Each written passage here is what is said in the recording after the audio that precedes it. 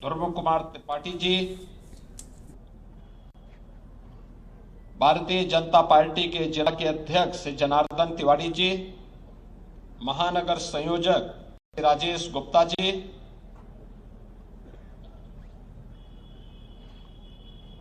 विश्वविद्यालय के सभी संकाय के सदस्यगण,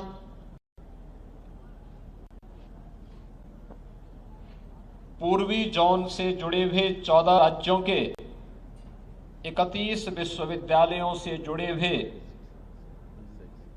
सभी प्रतिभागी टीम के सदस्य, इस पूरे टूर्नामेंट को जिन अधिकारियों, मैनेजर और कोचेज के सानिध्य में संपन्न हो रहा है, ऐसे सभी हमारे टीम मैनेजर, प्रतिभागी और इस कोचेज अन्य उपस्थित सभी यहां के छात्र छात्राएं, बहनों और भाइयों, मैं सबसे पहले मकर संक्रांति से प्रारंभ हुए इस zone university basketball women tournament के आज के इस उद्घाटन कार्यक्रम के अवसर पर पूर्वी जोन से जुड़े हुए 14 राज्यों के सभी प्रतिभागी टीमों का, उनके मैनेजर और कोचेज का बाबा गोरखनाथ की इस पावन धरा पर उत्तर प्रदेश में आगमन पर हृदय से मैं स्वागत करता हूं। आप सभी का मैं हृदय से अभिनंदन करता हूं। मैं धन्यवाद देता हूं भारत सरकार के शिक्षा मंत्रालय को, जिन्होंने पूर्वी जोन के इस प्रतिष्ठित प्रतियोगिता के लिए दीनदयाल उपाध्याय गोरखपुर विश्वविद्यालय का चुनाव किया है। गोरखपुर शिवतार महायोगी गोरखनाथ की पावन साधना स्थली के साथ ही भारत की आध्यात्मिक, सांस्कृतिक और ऐतिहासिक पृष्ठभूमि का एक महानगर भी है, जनपद भी है। देश की अनेक महत्वपूर्ण घटनाओं का साक्षी यह जनपद और यह क्षेत्र है। यह जनपद जहां भारत की अत्यंत आध्यात्मिक और सांस्कृतिक पृष्ठभूमि का जनपद है, वहीं भारत के वैदिक साहित्य को वैश्विक मानचित्र पर प्रस्तुत करने का जो अभिनव कार्य पिछले 100 वर्षों से हो रहा है, वह गीता प्रेस बीसी गोरखपुर में स्थित है। भारत की आजादी के आंदोलन को एक नई ऊंचाई तक पहुंचाने वाले महान क्रांतिकारी पंडित राम प्रसाद बिस्मिल, शहीद बंधु सिंह इस धरती से किसी न किसी रूप में जुड़े रहे हैं। आजादी के आंदोलन का चोरी चोरा कि वह घटना जिसने विदेशी हुकूमत की चूलों को जलाने का काम किया था, उसका संबंध भी इसी जनपद से है। हिंदी साहित्य के महान उपन्यासकार मुंशी प्रेमचंद की कर्मस्थली रही है। ऐसे अनेक विभूतियों से संबंध रखने वाली इस पावन धरा पर दीनदयाल उपाध्याय गोरखपुर विश्वविद्यालय उत्तर प्रदेश के उच्चतम से उच्च शिक्षा के एक महत्वपूर्ण केंद्र के रूप में पूर्वी उत्तर प्रदेश के छात्र छात्राओं के लिए एक महत्वपूर्ण केंद्र है। और इस महत्वपूर्ण केंद्र में आज देश के पूर्वी जोन के 14 राज्यों की 31 टीमें इस बास्केटबॉल प्रतियोगिता के साथ इस आयोजन का हिस्सा बनने के लिए यहां पर उपस्थित हुए हैं। जिन राज्यों के द्वारा प्रतिभाग किया जा रहा है उनमें बिहार, छत्तीसगढ़, मणिपुर, त्रिपुरा, नागालैंड, मिजोरम, सिक्किम, पश्चिमी बंगाल, उड़ीसा, झारखंड, असम, मेघालय, अरुणाचल प्रदेश के साथ ही उत्तर प्रदेश की टीम भी इस आयोजन का हिस्सा बनी है। यह आयोजन अपने आप में इन 5 दिनों तक देश की बेटियों के उस उमंग और उत्साह के साथ ही जीवन के प्रत्येक क्षेत्र में बेटियां भी बेहतरीन प्रदर्शन कर सकती हैं, यह देखने का अवसर पूर्वी उत्तर प्रदेश के नागरिकों को और विश्वविद्यालय के छात्रों को प्राप्त होगा। क्योंकि इन 5 दिनों के अंदर जो अलग अलग लीग मैचेज होने हैं, मैं भी यहां पर परिचय देख रहा था जब मैंने यहां पर अभी प्रातःकालीन सत्र में उद्घाटन सत्र के दौरान यहां दीनदयाल उपाध्याय गोरखपुर विश्वविद्यालय और शहीद नंद कुमार पटेल विश्वविद्यालय रायगढ़ की टीम का मैं परिचय ले रहा था। एकदम उत्साह से भरपूर, आत्मविश्वास से भरपूर ये दोनों टीमें अपने बेहतरीन खेल का परिचय देने के लिए यहां पर उतावला दिखाई दे रही हैं।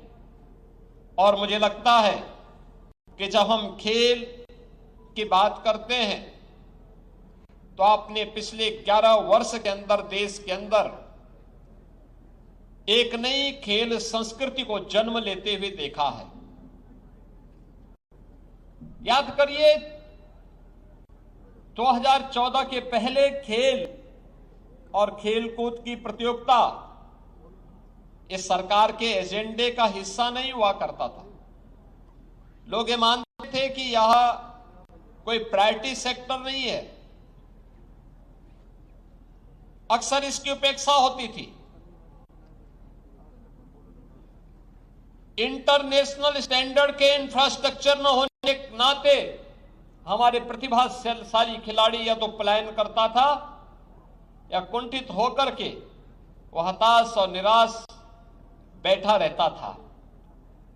लेकिन अब देश के अंदर 2014 के बाद जिस प्रकार की एक नई खेल संस्कृति प्रधानमंत्री मोदी जी ने विकसित की है, आज वह देखते हुए बनती है। याद करिए जब उन्होंने देशवासियों को खेलो इंडिया खेलों के माध्यम से जोड़ने का आह्वान किया था, फिट इंडिया मूवमेंट के माध्यम से एक स्वस्थ शरीर के माध्यम से कैसे हम सशक्त राष्ट्र के निर्माण की आधारशिला तैयार कर सकते हैं, इसकी प्रेरणा दी। सांसद खेलकूद प्रतियोगिता के माध्यम से गांव गांव तक इन खेलकूद की प्रतियोगिताओं को आगे बढ़ाएं, इसके लिए उन्होंने प्रेरित किया। और अब तो जीवन के एक महत्वपूर्ण आयाम के रूप में खेल और खेलकूद से जुड़ी हुई गतिविधियां आज हम सब के लिए अत्यंत महत्वपूर्ण हो चुकी है। याद रखिए, ये खेलकूद की गतिविधियों में हमारे भारत की प्राचीन परंपरा ने सदैव उसको महत्व दिया है। जब भारतीय ऋषि परंपरा इस बात का उद्घोष करती है कि शरीर माध्यम खलु धर्म साधनम, तो अचानक नहीं कहती है। उसके पीछे का भाव यही रहता है कि जीवन के जितने भी साधन हैं उन सबको स्वस्थ शरीर से ही प्राप्त किया जा सकता है। ये भारतीय ऋषि परंपरा वैसे ही नहीं कहती है। इसके पीछे प्रत्येक नागरिक को स्वस्थ रहने के लिए एक नई प्रेरणा भी प्रदान की जा रही है। और स्वस्थ शरीर तभी होगा, तभी किसी व्यक्ति के पास होगा जब वह उस पर उचित ध्यान देगा, नियम और संयम से रहेगा, जीवन में अनुशासन का पालन करेगा। यह अनुशासन उसे न केवल जीवन में नियम और संयम से रहने के लिए बल्कि उसको अपने शरीर पर ध्यान देने और उसके माध्यम से, स्वस्थ शरीर के माध्यम से अपने समाज को भी और राष्ट्र को भी सशक्त बनाने की एक दृढ़ इच्छा की शक्ति के साथ कार्य करने के लिए उसे प्रेरित करती है। आज खेलकूद को तमाम परिवारों ने अपने जीवन का हिस्सा बनाया है और मैं देखता हूं देश के अंदर कई राज्यों में अभिभावक बेटा और बेटी के बीच में भेदभाव नहीं करता, बल्कि प्रारंभ में ही इस बात को अनुभव करता है कि अगर बच्चा पढ़ाई लिखाई के अलावा किसी एक खेल में रुचि लेता है तो पूरा ध्यान अभिभावक उसके लिए उस खेल विशेष पर लागू करने का प्रयास करता है, उसे प्रोत्साहित करता है, उस प्रकार की सुविधाएं उपलब्ध करवाता है। आज उसी का परिणाम है कि हम लोग भारी पैमाने पर खेल के उस इंफ्रास्ट्रक्चर को आगे बढ़ाने में मदद कर पा रहे हैं। उत्तर प्रदेश में हम लोगों ने हर ग्राम पंचायत में खेल के मैदान के कार्यक्रम को प्राथमिकता का विषय बनाया है। ग्राम पंचायत हो या नगर निकाय, वहां ओपन जिम के निर्माण हो, ब्लॉक स्तर पर मिनी स्टेडियम का निर्माण हो, जिले स्तर पर स्टेडियम के निर्माण हो। ये सभी कार्यक्रम युद्ध स्तर पर आगे बढ़े। अब केवल ओलंपिक में या कॉमनवेल्थ या एशियाड में या वर्ल्ड चैंपियनशिप में मेडल प्राप्त करने वाले खिलाड़ियों को केवल अब भारत सरकार ही पुरस्कार नहीं देती है, विभिन्न राज्य सरकारें भी इसके लिए उन्हें पुरस्कृत करती है। ओलंपिक उत्तर प्रदेश की हमारी सरकार, अगर कोई उत्तर प्रदेश का नौजवान ओलंपिक के लिए क्वालिफाई करता और टीम में प्रतिभाग करता है तो हम उस प्रतिभागी को 10 लाख रुपए की मदद प्रतिभाग करने के लिए उपलब्ध करवाते हैं, उसके लिए स्पोर्ट्स किट उपलब्ध करवाते हैं। इसके अलावा अगर वह मेडल जीतता है, ओलंपिक में गोल्ड मेडल जीतता है, एकल खेल है, और गोल्ड मेडल जीतने पर 6 करोड़ रुपए सरकार उसे उपलब्ध करवाती है और क्लास 1 की जॉब भी उसे उपलब्ध करवाती है। अगर टीम गेम है तो स्वर्ण पदक पर 3 करोड़ रुपए सरकार उसे उपलब्ध करवाती है। रजत पदक पर एकल गेम में 3 करोड़ और टीम गेम पर हम उसे 1.5 करोड़ रुपए की मदद अपनी ओर से उपलब्ध करवाते हैं। ऐसे ही कांस्य पदक में भी हम उपलब्ध कराती। एशियाड में, कॉमनवेल्थ गेम्स में, वर्ल्ड चैंपियनशिप में जो भी खिलाड़ी इन प्रतियोगिताओं में प्रतिभाग करता है, मेडल जीतता है। अब तक हम उत्तर प्रदेश के अंदर 500 से अधिक खिलाड़ियों को, जिन्होंने ओलंपिक में, कॉमनवेल्थ गेम्स में, एशियाड में, वर्ल्ड चैंपियनशिप में मेडल प्राप्त किए हैं, उन्हें हमने उत्तर प्रदेश के अंदर अलग अलग विभागों में उन्हें सीधे नौकरी दी है। डिप्टी एसपी का पद दिया है, तहसीलदार का दिया है, क्षेत्रीय क्रीड़ाधिकारी का भी हमने उत्तर प्रदेश के अंदर क्षेत्रीय क्रीड़ाधिकारी के 6 पद सीधे खिलाड़ियों की से उसमें चयन करने की व्यवस्था की है। जो मेडल प्राप्त करेंगे इन चैंपियनशिप में, उनको हम सीधे वहां पर भर्ती करने की कार्रवाई करेंगे। अभी हमने उसके साथ जोड़ा है। खेलकूद की गतिविधियां केवल एक आधार न बने, इसको केवल एक सामान्य बोलचाल का हिस्सा, एक औपचारिकता न बनाए, बल्कि खेलकूद की गतिविधियों को हम अपनी दिनचर्या का हिस्सा बनाएं। प्रत्येक नागरिक, औपचारिक न हो बल्कि यह हर व्यक्ति के जीवन का हिस्सा बने। इसके लिए उत्तर प्रदेश के अंदर 96,000 से अधिक स्पोर्ट्स किट हम लोगों ने युवक मंगल दल और महिला मंगल दल को वितरित किए हैं, जिनके माध्यम से गांव-गांव में एक नई खेल संस्कृति को विकसित किया जा सके।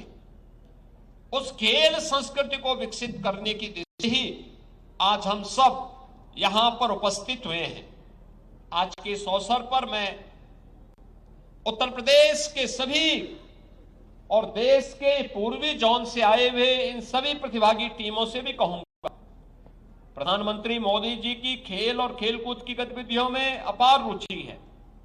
आपने देखा होगा किसी भी अंतर्राष्ट्रीय प्रतियोगिता में जब कोई भारतीय टीम प्रतिभाग करती है और मेडल जीत के लेके आती है, प्रधानमंत्री जी स्वयं उस टीम के साथ बैठते हैं, उनके साथ इंटरेक्शन करते हैं। आपने देखा होगा जब भी कोई टीम, भारतीय टीम कहीं जाती है, उसे हर प्रकार का प्रोत्साहन प्रधानमंत्री मोदी जी के माध्यम से प्राप्त होता है। और अब तो 2030 का कॉमनवेल्थ गेम्स भारत के अंदर अहमदाबाद में होने जा रहा है। और मैं भी से कहूंगा हमारी टीमों को, हमारे विश्वविद्यालयों को, हमारे महाविद्यालयों को, हर राज्य को इसके लिए अपने आप को तैयार करना होगा। याद करिए, जो आज से खेल में आगे बढ़ेगा, 2030 के कॉमनवेल्थ गेम्स के लिए वह क्वालिफाई भी करेगा और फिर उसमें मेडल भी जीतेगा। आज से हमें अपनी तैयारी करनी होगी। 2036 के ओलंपिक के लिए भारत आवेदन कर रहा है और मोदी जी के नेतृत्व में हम मानते हैं कि 2036 का ओलंपिक भी भारत में हो, और 2036 का ओलंपिक भारत में हो तो भारत अधिकाधिक मेडल प्राप्त करे। इसकी तैयारी हम सबको करनी चाहिए। मुझे प्रसन्नता है कि दीनदयाल उपाध्याय गोरखपुर विश्वविद्यालय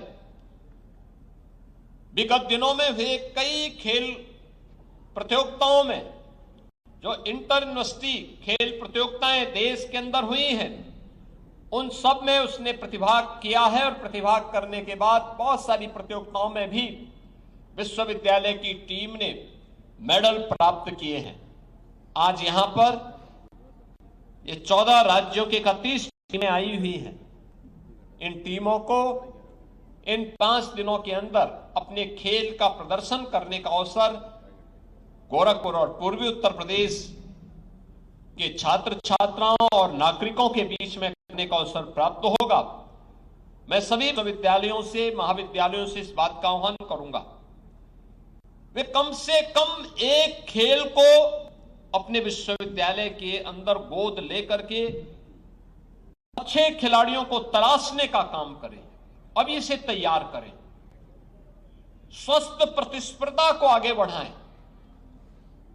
ये स्वस्थ प्रतिस्पर्धा हमें जीवन के प्रति भी अनुशासित बनाएगी, खेल भावना को और सुदृढ़ करेगी हमारा युवा अगर खेलकूद की गतिविधियों में आगे बढ़ेगा तो नशे से दूर रहेगा,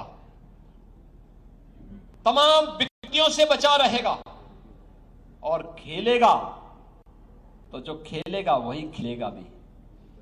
और उसको खिलाने के लिए आवश्यक है कि देश तभी आगे बढ़ेगा।